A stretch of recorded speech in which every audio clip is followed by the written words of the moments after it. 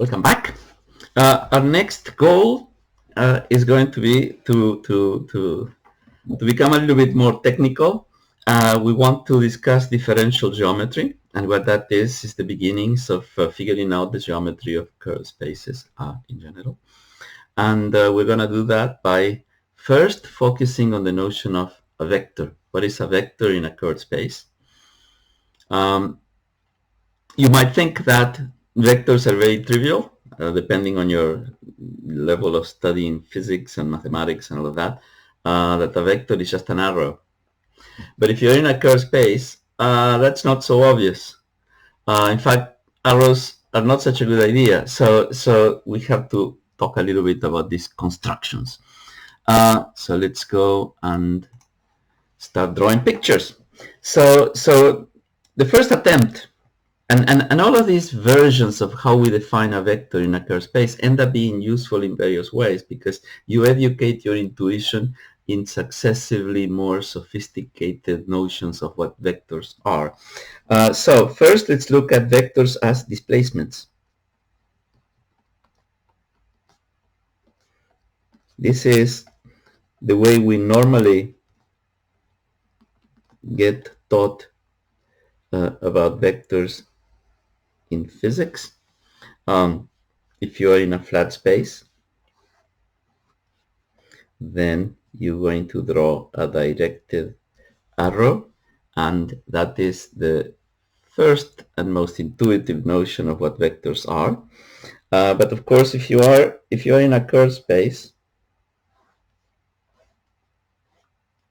and you try to do the same thing, you can see that you immediately start running into trouble. It may not be so easy to figure out what it means to move in a straight line. We will only know what straight lines are once you have a notion of distance, right? So what precisely do you mean by a vector that does such a displacement? In fact, the way this is typically handled, and this was one of the great genius discoveries of Gauss and Riemann, is that the way to think about a curved space is to recognize that if you go to a sufficiently small region in a curved space, in a sufficiently small region, everything starts looking flat. The effects of curvature can be neglected when you are in small neighborhoods of a point. So instead of thinking of vectors as finite displacements, we're going to start looking at the situation in which what we have, let me draw a curved space here, and what we have here is a tiny displacement. If this displacement is sufficiently small, we can think of it as just being, well, displacements of coordinates like this. You have coordinates x, dx1, dx2, and so on, dxn. If these displacements are sufficiently small, then that starts behaving as a vector in a flat space. So this is the intuition that we have.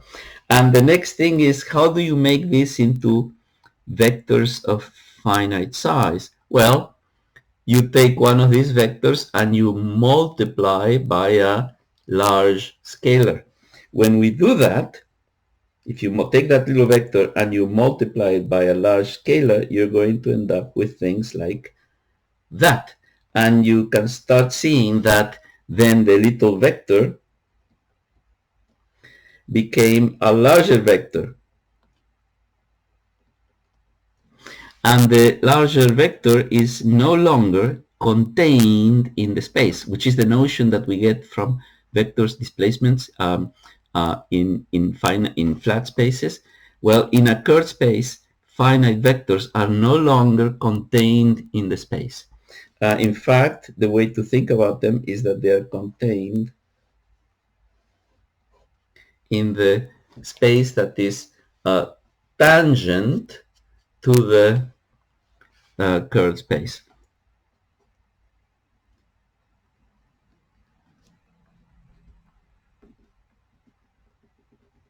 The tangent space.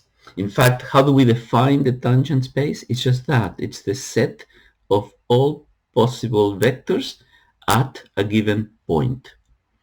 What could be the large alpha that I put there could be something like this. You could just say my large alpha is going to be 1 over dt, and so the components here are going to be things like this, where t is some parameter.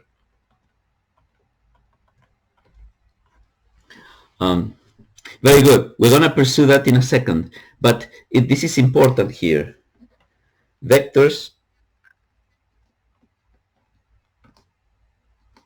are not contained in the curved space. The vectors are elements of the tangent space. This is an important insight. In fact, how are we going to define one possible definition of what you mean by a flat space is precisely that, when the space is identical to every single tangent space. There is a tangent space at this initial point. There is another tangent space at that initial point. The space itself and the tangent spaces are all identical to each other. That's what a flat space is. But before we even proceed with elaborating on these notions further, look at the implications for physics.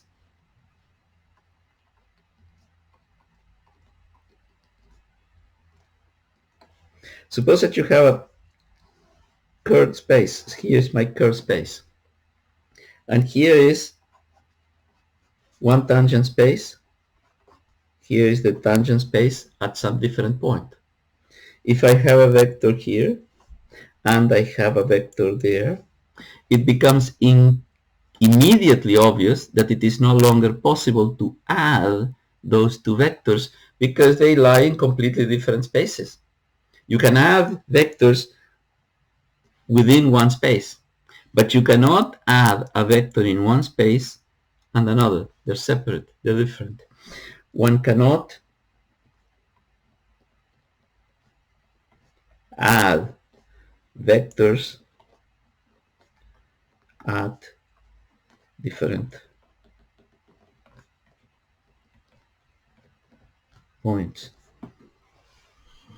And what that means is that, for example, if you have two particles moving in curved space-time and you have the velocity of one particle and you have the velocity of the other, they live in different tangent spaces, you cannot subtract those two velocities and find a relative velocity. The notion of relative velocity, the way we normally think about it, is restricted to situations in which particles move in flat spaces. So how about that for new physics? There is no notion of a relative velocity in the sense of subtracting two vectors, right? Of course, the velocity of a particle is going to be relative to the reference frame and all of that, but not of one particle relative to another. Similarly, if you have two particles, one is like over here and one is over there, and this one has a certain momentum and that has a certain momentum, you cannot find the total momentum by adding the two. No notion of the total momentum of several particles. Now that may come as a surprise because of course if you don't have a total momentum, you also do not have the momentum of the center of mass, which is the total momentum of the object. Those notions do not exist in curved spaces. In fact, since energy is the zeroth or the time component of the 4 vector, of the energy momentum 4 vector, there is no notion of total energy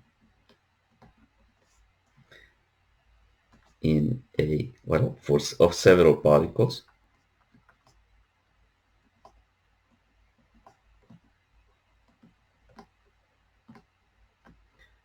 in general relativity. So these are all incredibly important consequences just of the fact that if you have vectors, they live in a tangent space. And if you have tangent spaces at 2 different locations, you cannot add vectors in one to another.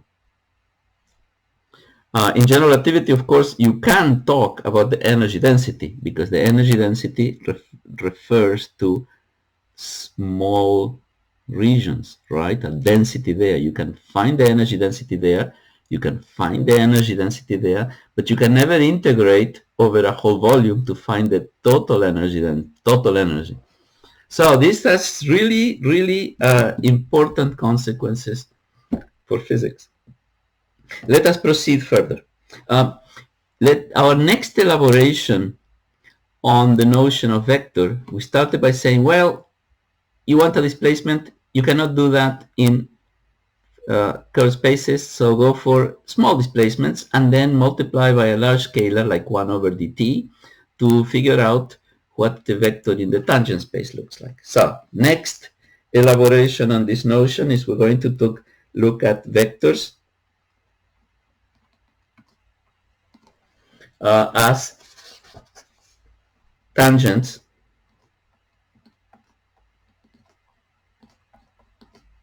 to curves.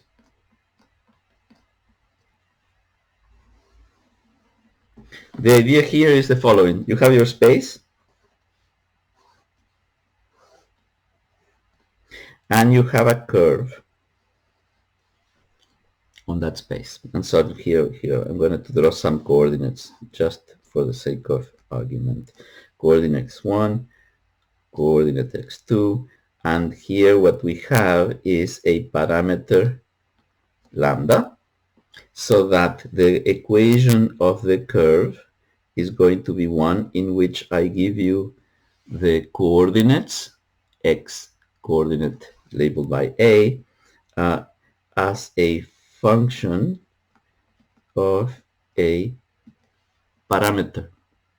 And I'm going to invent the vector that is tangent to the curve, the vector that is tangent. I'm going to write it like this. I'm going to represent it by just giving how this set of numbers in which I just take the derivatives of the coordinates as I move on the curve.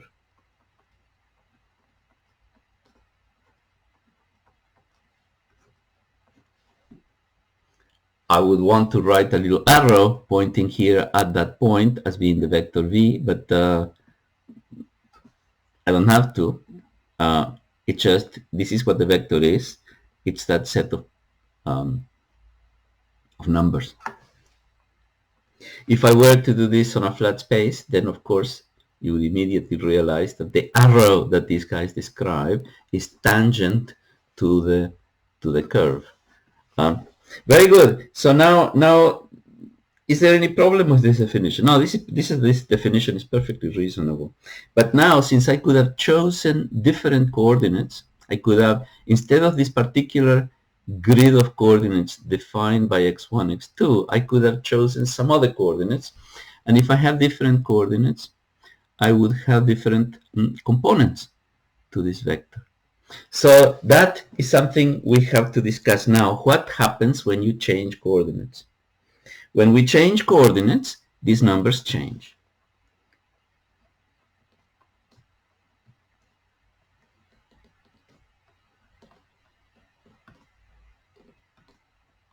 So we're going to say that there are no coordinates. And I'm going to call the coordinates with primes. And so this is going to be some function of the old coordinates.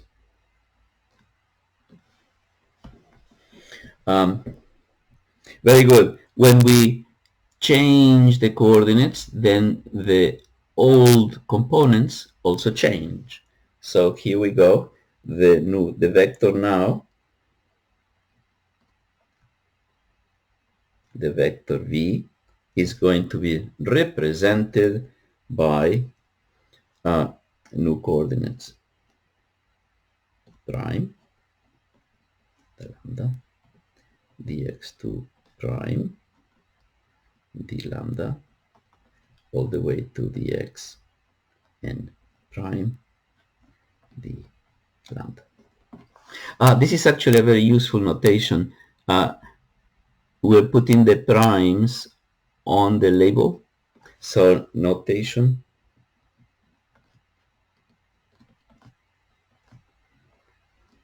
the prime, in the prime frame, the primes go associated with the labels rather than x prime label A. Sometimes this notation is convenient, but a lot of the time this is much better because it's actually telling you something. You have the point x, and it has different components in different frames, in different coordinate systems. While this here is more appropriate to say you have one point x, and then you have another point x prime, and then maybe even different points, but you're looking at the component 1, component 2, component 3, right? A goes 1, 2, 3, and so on. So this is a notation that is convenient for other purposes. The notation we're using here is very convenient to say we always refer to the same point x, we're just having different grid systems. Very good. So how do we compute the new components of these vectors? Let me write this as, yes, A prime, d lambda. And now what we're going to do is the logic that lies behind everything in the subject of differential geometry. It's basically using the chain rule. We're going to take derivatives and use the chain rule. Everything in differential geometry is based on this. In fact, and why is it called differential geometry? Well, because we're going to take derivatives, but also because of this incredible insight that if you have a curved space, you only care about what's going on. But let me start again. If you have a curved space in a sufficiently small region, everything is flat. If you know how to do geometry in flat spaces, then eventually you know how to do geometry in curved spaces, because all you have to do is do the appropriate derivatives. And it's called differential geometry precisely because of that. You have to focus on sufficiently small regions. So very good. So how do we do this? We say, well, if you want to differentiate x a prime with respect to lambda, what we do is we differentiate x a prime with respect to an xb, and here it is that we differentiate, what we're differentiating is this function.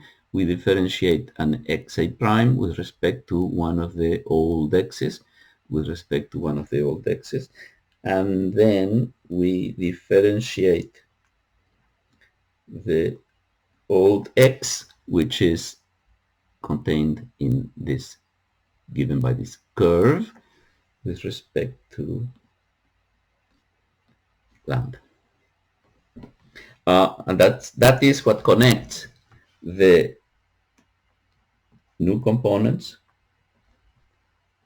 to the old components. And when I say I differentiate with respect to xb and then multiply by dxb d lambda, it is assumed here using the chain rule that we are summing over B. In fact, this is one of the main uses of the Einstein convention, when we say that when you have repeated indices, that is a sum over repeated indices when one of them is upstairs and the other one is downstairs. And the way this is very useful for derivatives is that if you have any function and you take a derivative with respect to a quantity that has an index upstairs, this is equivalent to having an index downstairs. So the notation that would make that explicit is just to say del A, like this. So differentiating with respect to something downstairs is equivalent to having an index downstairs. And so this notation here makes it clear that yes, we are adding over an index upstairs, and this is effectively an index downstairs. Let me make that explicit. Call that quantity by the name of capital X, which contains an A prime upstairs and a B downstairs, and this is dx d lambda, where this object here is that object there. Let me write that down explicitly. dx A prime dx B. You see I'm drawing a parallel here, right? This same equation, I'm writing it for f equals xa prime. This is going to be an object that has the index A prime upstairs and the other one downstairs. This notation of having indices upstairs and downstairs is something that is amazing. You can't go wrong, okay? It really guides you as to what it is that you're adding over and how operations that you're allowed to do and not allowed to do. And once you get the hang of it, it's amazingly useful. In the beginning, there may be a little bit of a difficulty just because you're using a different language and you have to get used to the notation. But trust me, in the end, this is like, it's trivial. The metaphor I like for these things is that it's like speaking French. Every idiot in France speaks French. How difficult could it be, right? Now, you have to pay your dues. You have to be a toddler in France, spend a few years, and then you learn French. It's easy once you pay your dues. In this case, how do you pay your dues and learn all of this notation? Very easy. Every single formula in the book, you try to derive it by yourself. Just reproduce every single calculation. By the time you're done reproducing every single formula in the text, you'll be an expert too, and you become very used to dealing with these things. Very good. So now what this is telling us is that when we write the vector v, we can write it in terms of certain components in one coordinate grid, or we can write the vector v in terms of other components in a different grid. But of course, we would like these vectors to be exactly the same. So these are different representations of the same vector. The connection between the two is going to be here, here, and then this is the old as well. Let's proceed a little bit further. Oh, yes, maybe I shouldn't have come here. When we have a vector expressed in this way,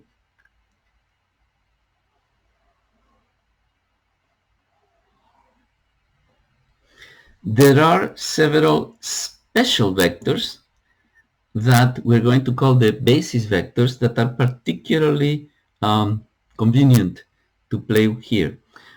So let us write those special vectors.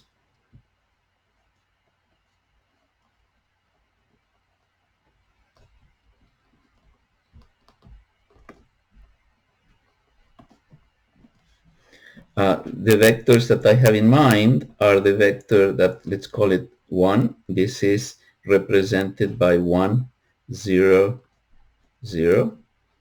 The vector E2 that we're going to represent by 0, 1, 0, and so on. En is represented by 0, 0, 1. Basically, what's going on is that these vectors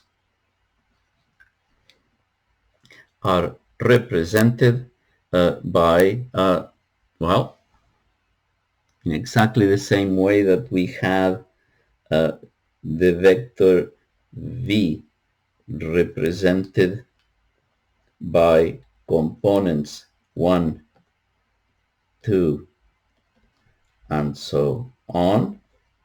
Here the vectors A is going to be represented by components. Well, here we will have 0, 0, 1, 1, 0, 0. They're going to be represented by the set of components that happens to be zeros or ones. So it's going to be, for the vector A, it's going to be a Kronecker delta when B is equal to A. That's the component that appears there. When B equals to A, you get a 1. When they're different, you get a bunch of zeros. That's exactly what you have there. Very good. So when we do this, these special vectors are useful because we can use them as a basis. Clearly, the vector V can be now written as an equality in which we have the components VA and we multiply by the vector VA.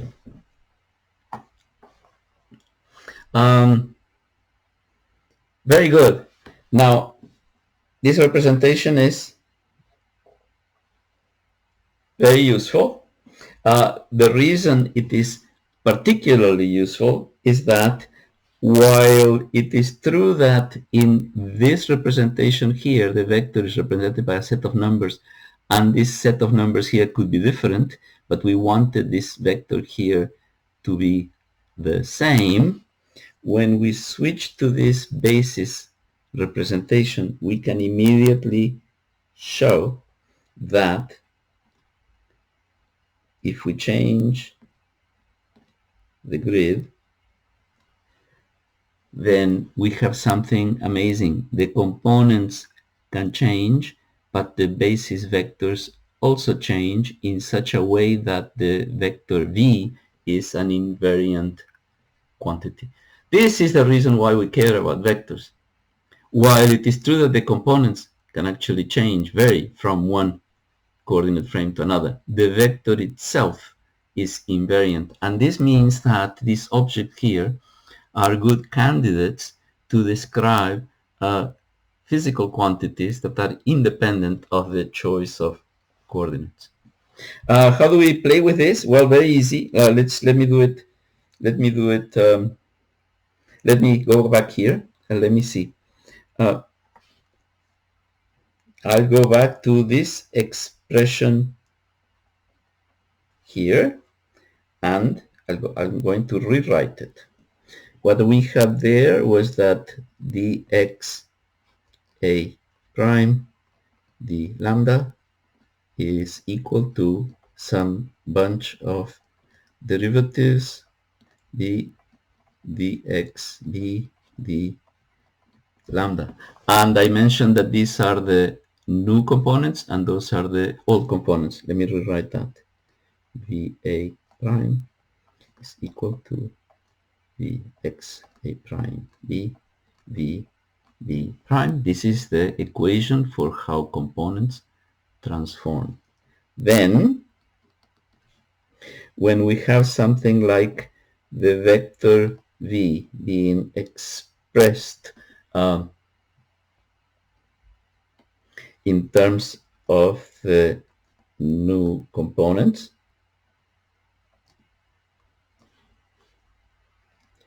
what we have is that this component here can be expressed in this way. Let's do it.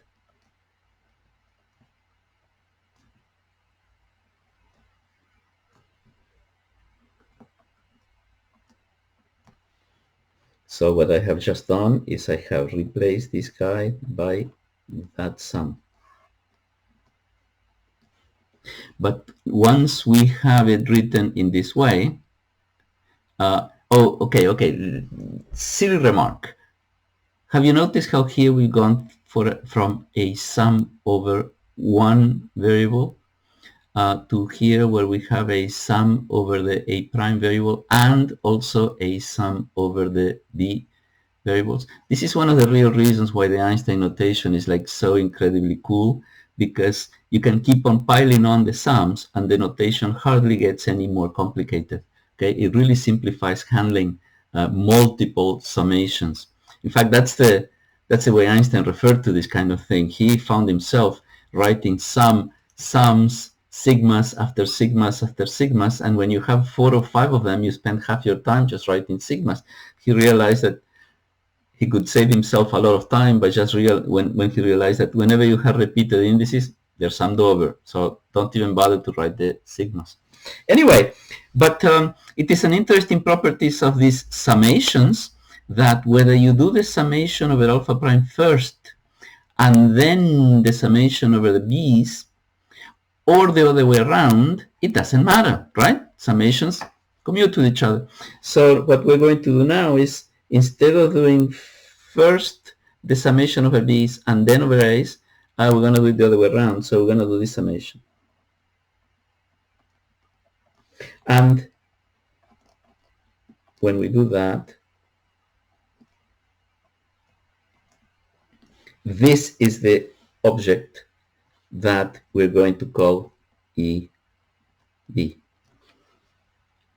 And so when we do that, what we have is that we have V, B, E, B, like so. Now, V expressed in the new coordinates is exactly the same as V expressed in the old coordinates, provided the two bases are connected by this formula. This is what tells you what the A primes look like in terms of the EV. Or we can invert this equation and have EA is equal to A B prime EB prime. It's the same equation. Okay. Note also, this is important.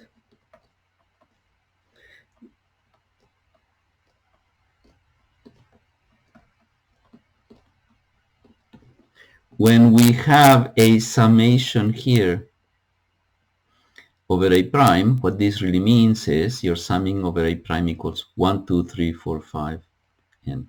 Okay. When we have this summation over here, it means we're summing over B equals 1, 2, 3, n. Whether we call this V, B, EB, or VA, EA, it's exactly the same thing, right? Why? Because what this means is you're summing over the B index over the n values. Here you're summing over the index over the n values. It's exactly the same summation. That's what we refer to as by the name of dummy indices. You can change them. They're being summed over. Doesn't matter what you call it. You can call it whatever you want. It's exactly the same summation. Very good.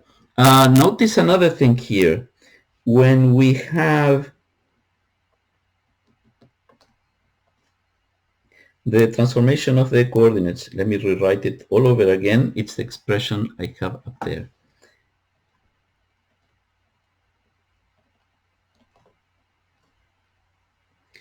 VB.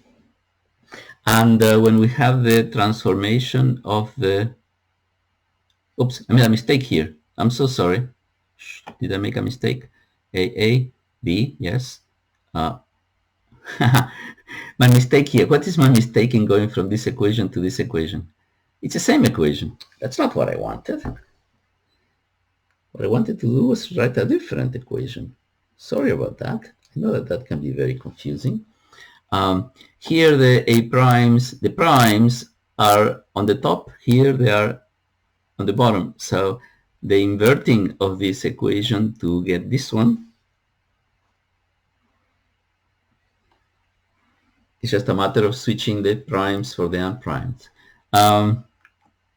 Very good. So when we look at the transformation of the components and we look at the transformation of the basis vectors, we see something interesting, which is that the X matrices that I have here, the transformation functions,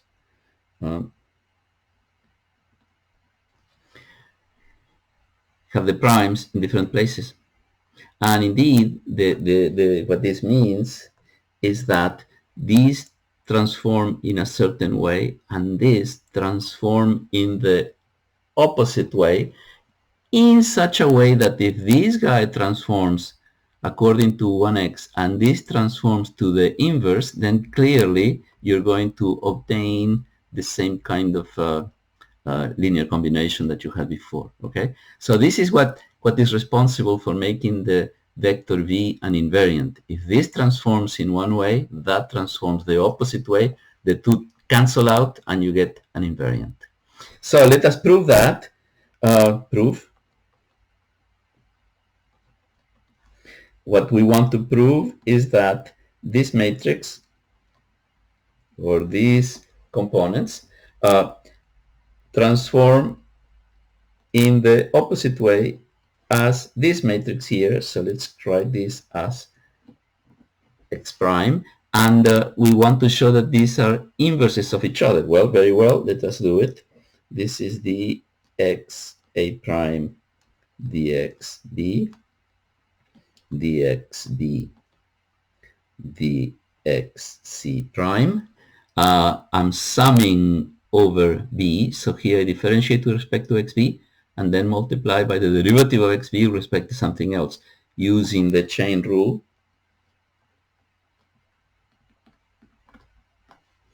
What I have here is the derivative of x a prime with respect to x c prime, which you immediately recognize is just the Kronecker delta by virtue of the definition of those partial derivatives. Conclusion, these matrices here are inverses of each other. Very good. So what are we seeing here? What we have seen here, let's go back, in this second way of thinking about as vectors as tangents to curve is if you start with a curve, it's here, and you take derivatives of the various coordinates, what you obtain is an object described by those various components. The components, of course, depend on the coordinate frame, and so we have to worry about what happens when you change coordinates. Changing coordinates is a matter of using the chain rule. That's what we have here at the bottom of the page. The components in the new frame are given by the components in the old frame, appropriately mixed with those transformation functions. Very good. There are some special vectors, the ones that have ones and zeros for components, that you call them the basis. And so that allows us to replace the sign of represented by an equality sign, and we write it like this. And what's really important here is the fact that the components transform in a certain way, and we define the basis vectors in the new basis in such a way that however the v's transform, the e's transform in the opposite way, so that we obtain an equality sign there. So the vectors themselves are invariant. Very good. It's time to see yet a third way of thinking about vectors. Vectors as directional derivatives.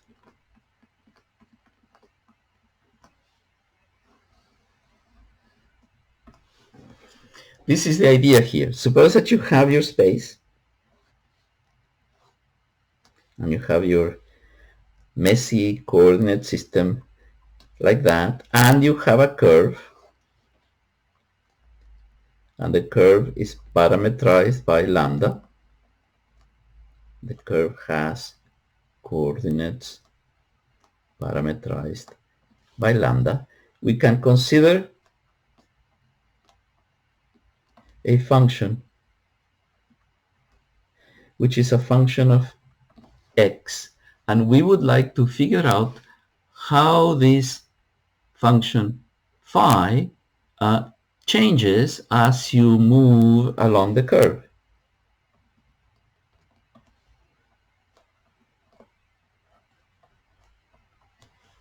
The directional derivative of phi as you move along lambda. And how do you do that? Well, it's again the chain rule, right?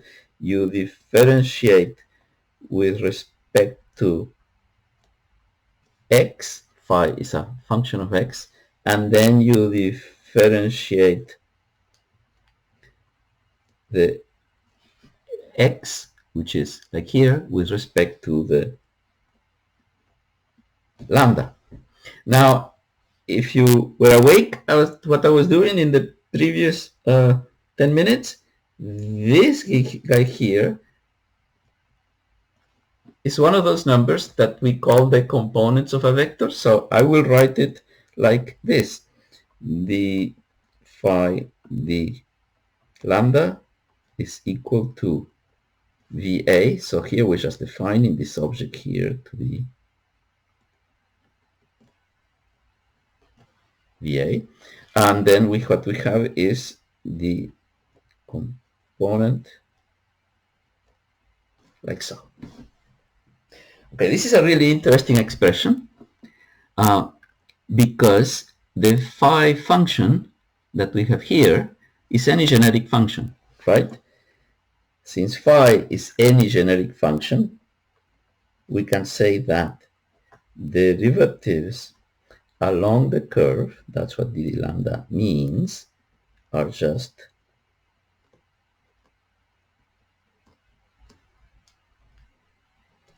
something like this. Now, what is amusing about this expression is that if you compare it with our previous expression for what the vector v is,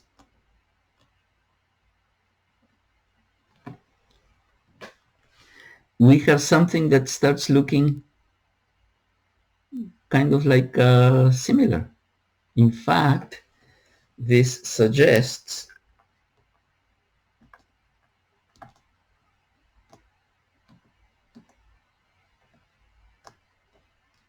that d lambda is sort of like something that corresponds to the vector v. Clearly the VA and the VA are the same, and that and the derivative with respect to xa somehow corresponds to the basis vectors. In fact, the correspondence is really good. It's one-to-one. You can actually show that if you just say this is equal to the vector v, you're never going to make a mistake. We can check that this is indeed the case. This refers to derivatives along the curve lambda, now defined by parameter lambda. But if you have coordinates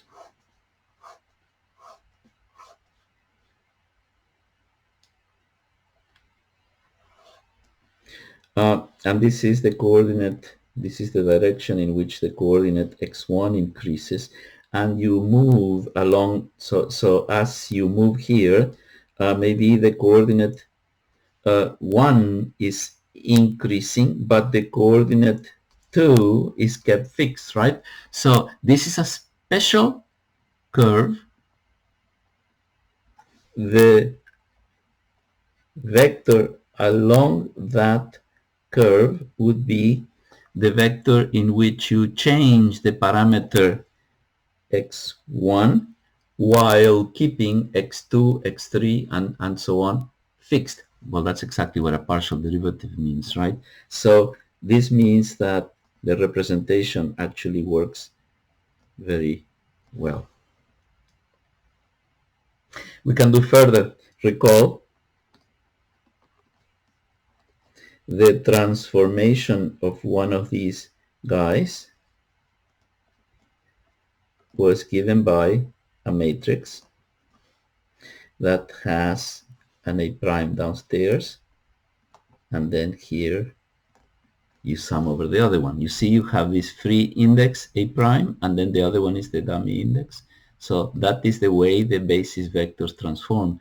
If we were to do something analogous, then the chain rule gives, if we want to do something analogous here, we would have how do you differentiate with respect to x A prime? You differentiate with respect to xb, and then differentiate xb with respect to x prime, and you sum over b, right? So this is what the chain rule is, and of course this object here and that object there are exactly the same. So the transformation is actually the correspondence between these derivatives and the basis vectors is exactly what you get when the transformation between the old and the new variables is given by the chain rule. So here we have something amusing here, right? When we say something like this, vectors are derivatives.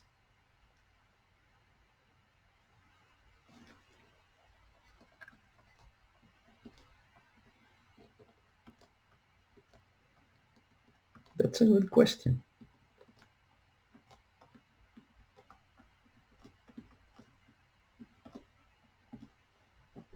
Are vectors exactly the same? The answer is it depends on your purposes.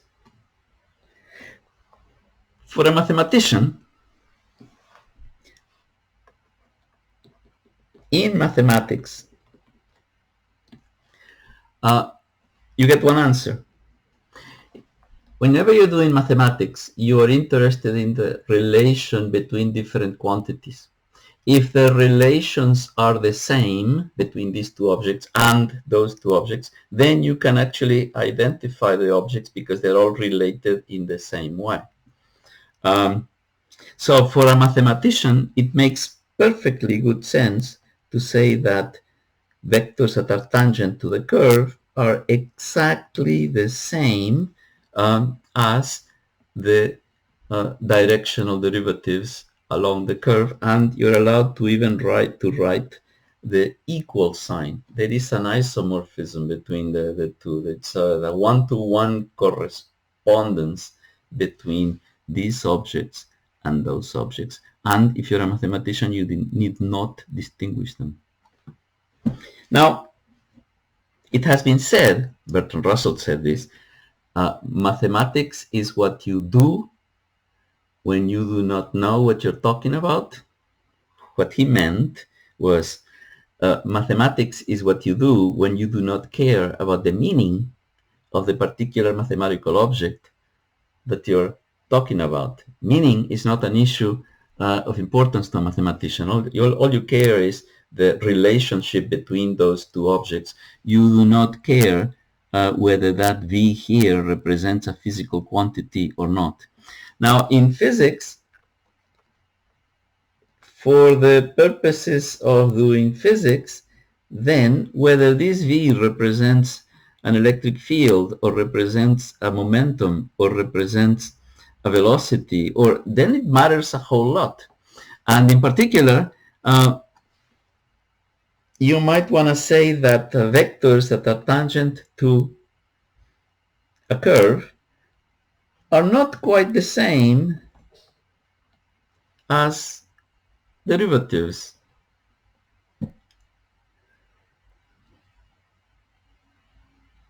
You may want to draw that distinction. On the other hand, if you're a physicist and you realize that these guys behave in exactly the same way, for example, when you're doing changes of variables or doing various manipulations, it may be valuable to use these quantities that you know very well how to manipulate and interpret them as being something that is a little bit different. The mathematics that you get from using these objects and the mathematics that you get from using those objects is going to be exactly the same. So there is no reason not to take advantage of that fact and just say, well, vectors are derivatives, and forget that you may be talking about maybe velocities.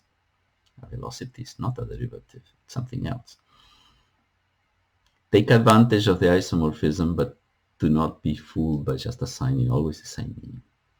Very good.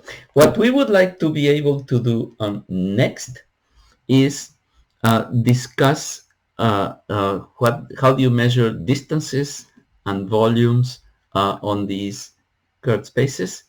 That we shall do in the next class. See you then.